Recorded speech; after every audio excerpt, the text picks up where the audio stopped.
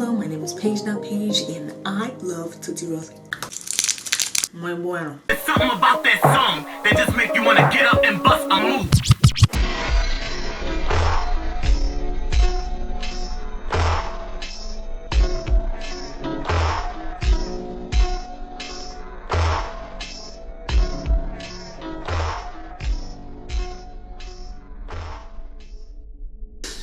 You saw the title. Okay, you already know what we're getting into. Oh yeah, FNAF. Horror. Oh my gosh, October, spooky. Let me just say this. Have I ever watched Paw Patrol in my life?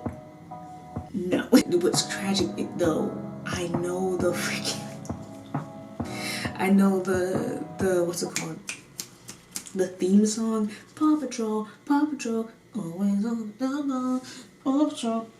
They do like a roll call or something. I know there's a Dalmatian. I know there's like a German Shepherd. There's a Bulldog. Double on the rubble. Oh wait, I mean rubble on the double. All I know was that there was a movie and Tyler Perry was in it. That's all I know. Paw Patrol Blood Moon Massacre. So I'm bracing myself for impact.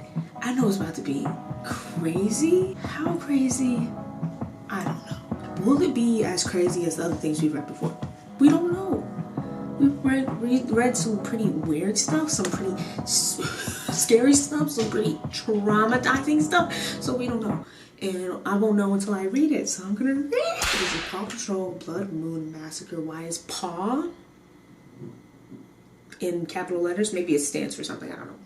P-A-W. Blood Moon Massacre is by Insomniact. So, and this is on one pack. So whoever recommended this to me, I don't know who did, but I'm finally getting to it. I hope you're still here and you get to enjoy this request that you made of me. It's 1 hour. It takes 1 hour to read. We ain't gonna be here for now. Are you sure about that? This story is not meant for kids. Read at your own risk.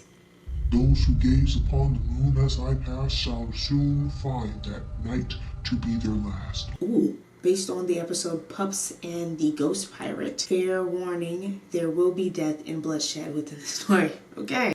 Ryder and his pups had just returned from the Halloween party after rescuing the mayor and the others from the runaway ship. Is Ryder the kid? Because I know there's like a little boy with them too. The moon was at its highest point in the night sky, shining its bright light. As Ryder walked through the entrance of the lookout, he yawned as he removed his golden knight helmet. Well, that was certainly an interesting Halloween, he said. I'll say, added Rocky. And what was with that ghost ship flying past the moon? Rubble shivered. Rubble, the bulldog. I know that. Girl, shut up! Rubble shivered at the mention of ghost ship. Don't talk about that. That was too scary, he said while taking off his costume. Dude, I don't even know. Yeah, the Dalmatian is a firefighter. Sorry, that just came to my mind. Dude, I don't even know if I'll be able to sleep tonight, said Zuma, getting equally scared. I had completely forgotten about that until you brought it up, Rocky, said Sky, looking a bit terrified. Don't worry, Sky. Super Chase is here to protect you. Chase told her, sounding very unsure of himself. Does Chase usually stutter, or is this just nervousness? Imagine a dog with a stutter. I wouldn't be surprised. There's dogs with dwarfism. Marshall covered his eyes while leaning toward the ground, shivering. Can Super Chase protect me too? He said shakily. Ryder smiled sheepishly, watching his pups. Ryder is the boy. Watching his pups get worked up over something that he was sure wasn't a big deal. Guys, calm down. There's a logical explanation for what we saw. There's no need to lose any sleep over it, he tried to reassure. And what's that? Asked an unconvinced Rubble. Ryder rubbed his chin, thinking quickly of a calming answer. Well, it could have just been a cloud. A cloud shaped exactly like a ghost ship, Rubble argued. Jesus. Rubble. I'm with Ryder, chimed in Rocky. I'm sure it was just a cloud. With all that went on tonight, it makes sense that our imaginations would run a little wild. But dude, we all saw it. It's pretty unlikely that all of us would imagine the same thing, Zuma countered. Not entirely. Sometimes our minds can perceive certain figures and images the same way another minds would, explained Ryder. Exactly. Thank you, Ryder. Rocky co-signed smugly. Yeah, I'm still not convinced, said Rubble. Marshall screamed, diving behind Chase and clung to his leg, shivering. Marshall, it's just lightning, said Ryder. But the skies were not but the skies were clear not too long ago. That's too freaky, replied Sky. 5 pups. There's 5 of them? Okay, wait, pause. Okay, there's Rubble. There's Rocky. I don't know what Rocky is. Rocky might be the German Shepherd. There's the brown dog with the floppy ears. I don't know what they're called. Are those beagles? I don't know. There's the Dalmatian. And then there's one more. I guess is the cat. What? If that's a cat that I saw on the cover, I don't know. The 5 pups began to talk amongst each other with frightened faces. Rocky and Ryder turned to face each other before huffing. Ryder then faced the group again. I'm sure after a good night's rest, we'll all be able to process things more logically, he said. Ryder, can I sleep in the lookout tonight? Please, Marshall asked, giving him the puppy dog pout. The other 4 pups joined him as they faced Ryder and whimpered. Rocky rolled his eyes. Ryder stroked his chin. He knew it wouldn't help the situation if you told him that they had to sleep outside. All right, you can all sleep in here tonight, he replied. The 5 breathed a sigh of relief. Thanks, Ryder, said Marshall as he licked Ryder's hand. Well, I guess I'll be the only one sleeping in my pup house tonight, Rocky said smugly while walking off. If I see a ghost, I'll be sure to yelp for help, he joked while the lookout doors closed behind him. Interesting. You're cooked. You're cooked, Rocky. You're cooked. Well, pups, the rest of you should prepare for bed as well, Ryder said. The 5 pups slowly made their way to the entertainment room of the lookout. Ryder walked to the entrance doors of the lookout and stepped out.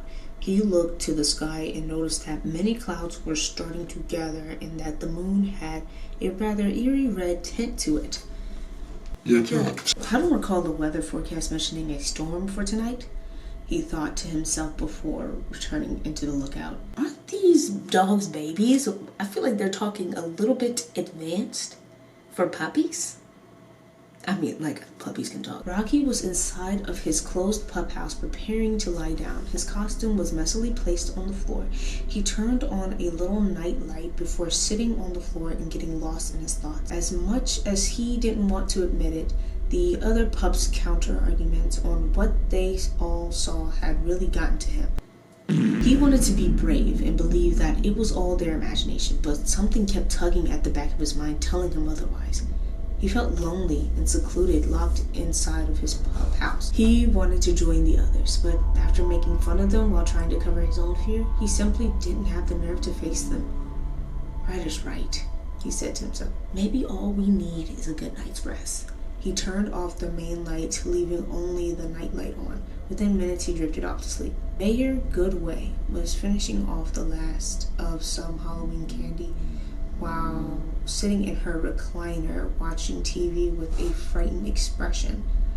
Oh, this late night Halloween marathon is gonna keep me up all night, she stated wordly before she continued to stuff her mouth. Okay. As she crunched on the next pieces of her Reese's Pieces, the TV and power within her house shut off.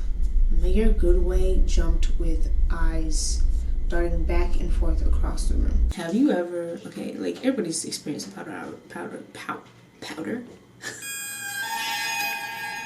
Everybody's experienced a power outage before, right? Everybody here experienced a power outage before? If you haven't, good on you. I wish a power outage on nobody. Man, when the power goes out in my home, my family's home, it sounds like when the power goes out on Five Nights at Freddy's. It's like everything winds down. And maybe it's always done that and I just haven't paid attention, but the last few times I paid attention, because it's like stormy weather, I paid attention. I was like, okay, I'm looking over towards my door. Thank you, Freddy, about to pop up with the ding, ding, ding, ding, ding, ding, ding, ding. Chicoletta. Oh yeah, does she have a pet chicken or something? Chicoletta? Are you messing with the fuse box again? You're Your chicken just messes with the fuse. The mayor question. Those who gaze upon the moon as I pass shall soon find that night to be their last, uttered a mysterious voice. Who said that? The mayor asked as she became more uneasy. The sound of breaking glass coming from the kitchen was the only response she received. She was now in a complete panic. Wearing only her nightgown, she made a dash for the front door. Once her hand touched the doorknob, she began to call out to her beloved purse chicken. Chicoletta! Chicoletta! She called. Mommy's leaving! You need to get out of here! To the mayor's displeasure, there was no response from Chicoletta, not even a cluck. She pulled out her cell phone and turned on the flashlight feature. Chicoletta? She called once more, her eyes searching the area. She moved the path of the light to the direction of the kitchen. She saw what looked to be loose feathers and gasped. She slowly crept closer to the kitchen, heart beating rapidly. Chicoletta? Are you in there, sweetums? The light shining from the cell phone was beginning to shake within her grasp. She stepped one foot into the kitchen and began to move the path of the light to the left. When she caught sight of something, she instantly froze and dropped her phone. What she caught sight of was Chicoletta's head, covered in blood, with glass shards lodged in her neck, eyes, and face. The rest of her body was under the debris of a dish cabinet that somehow detached from the wall. The mayor screamed, a scream that seemed to echo all throughout Adventure.